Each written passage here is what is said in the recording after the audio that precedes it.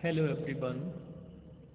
कल हमने BSc third year में इंस्ट्रूमेंटेशन के अंतर्गत जो टॉपिक डिस्कस किया था माइक्रोटोम।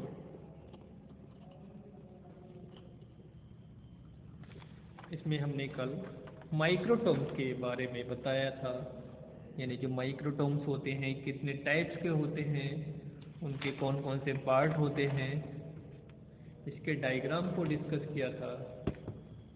आज जो हम बात करने जा रहे हैं इंस्ट्रूमेंटेशन के अंतर्गत आपका जो न्यू टॉपिक है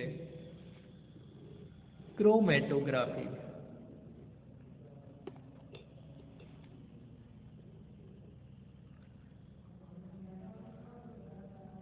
क्रोमेटोग्राफी की बात करते हैं तो क्रोमेटोग्राफी शब्द दो शब्दों से मिलकर बना है। इनमें से एक शब्द क्रोमा तथा दूसरा शब्द ग्राफ है। क्रोम का अर्थ होता है कलर व ग्राफ का अर्थ होता है रिटिन।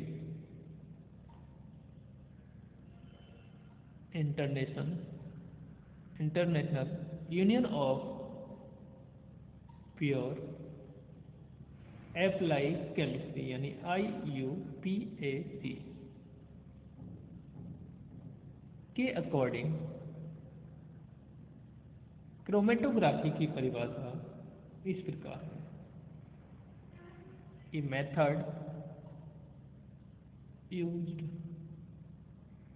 primarily for separation of the component of a sample in which the components are distributed between two phase and comma one of which is a stationary phase and the other one is the movable phase।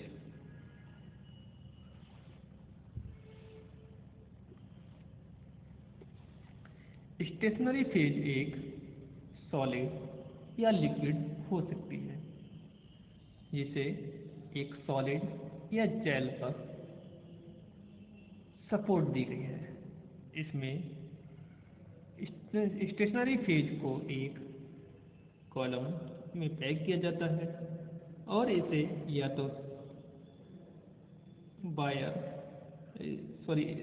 तो layer या film के रूप में फैला दिया जाता है। Chromatography का कई टेक्निक्स हैं। इस ब्रांच को उस समय स्टार्ट किया गया जब 1896 में एम्प्टीस्वेट ने सर्वप्रथम इस विधि द्वारा एक सॉल्यूशन को जिसमें पिगमेंट्स भी थे एक लाइट पेट्रोलियम पर डाला। इसके लिए उसने एक गिलास ट्यूब में पाउडर CO3 के कॉलमन का यूज किया।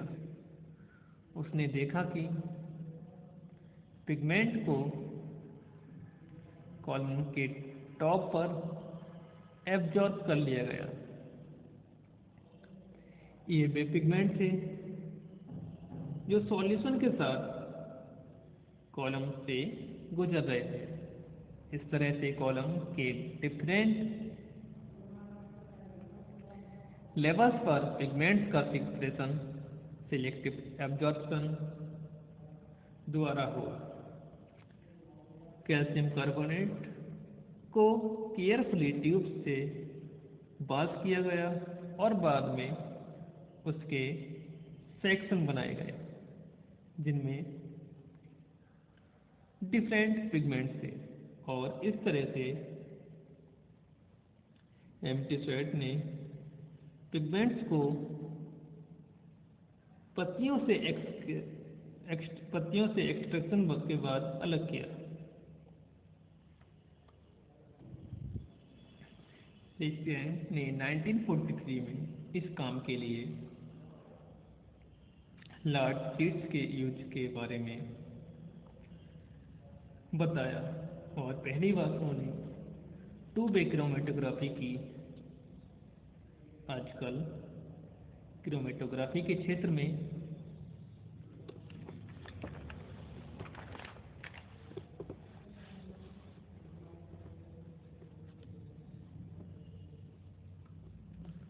लोगों का ध्यान इसलिए अधिक जा रहा है क्योंकि इसका यूज बायोलॉजिकल साइंस, केमिस्ट्री आदि के क्षेत्र में सब्सटेंस को प्राप्त करने व प्यूरिफिकेशन करने के लिए अधिक से अधिक उपयोग होने लगा है। गॉर्डन, मार्टिन तथा सिंह ने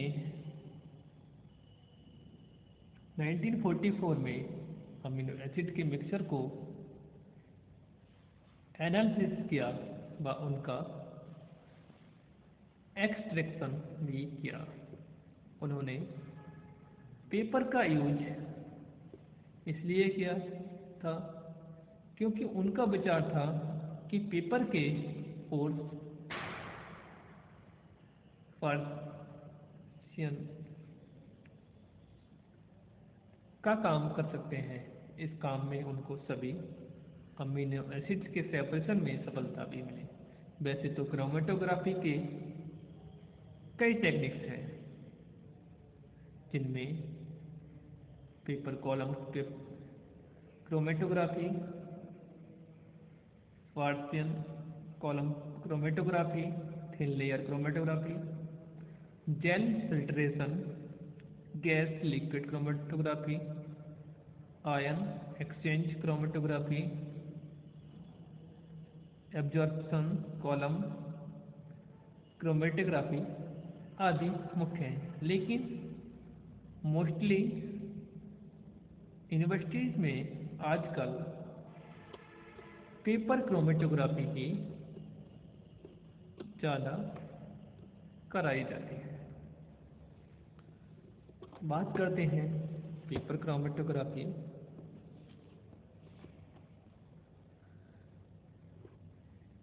क्रोमेटोग्राफी की अब तक जितनी टेक्निक्स ज्ञात हैं उनमें पेपर क्रोमेटोग्राफी को ही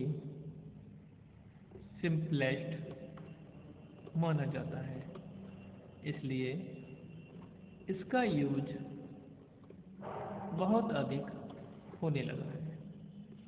पेपर क्रोमेटोग्राफी के लिए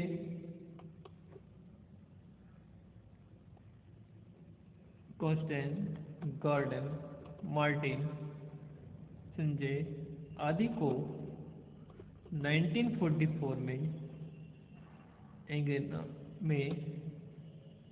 इंग्लैंड में नोबेल प्राइज से सम्मानित किया गया था।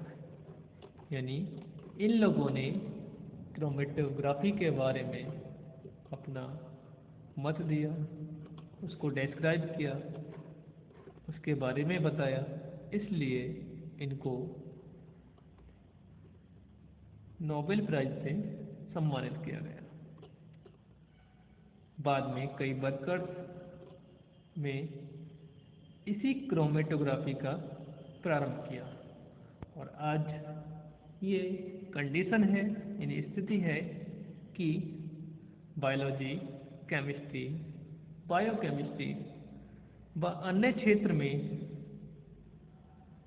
पेपर क्रोमेटोग्राफी के द्वारा ही मोस्ट कॉम्प्लिकेटेड प्रॉब्लम्स को सॉल्व किया जा रहा है। अब बात करते हैं डेफिनेशन। डेफिनेशन की बात करें तो ये एक ऐसी टेक्निक यानी मेथड है जिसमें अननोन सब्सटेंस की एनालिसिस मेनली स्पेशल डिजाइन वाले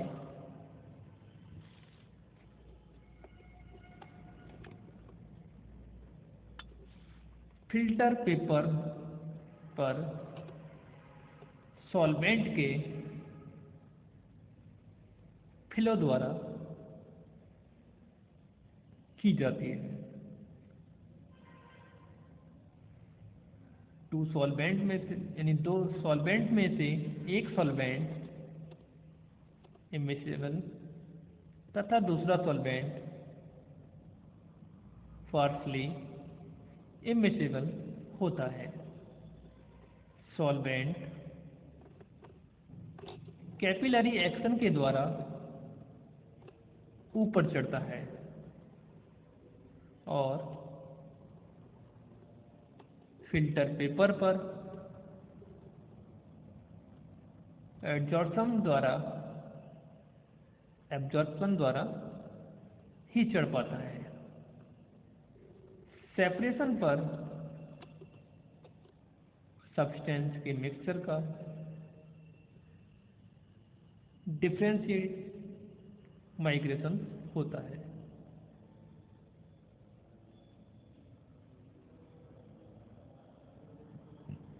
तो आज हमने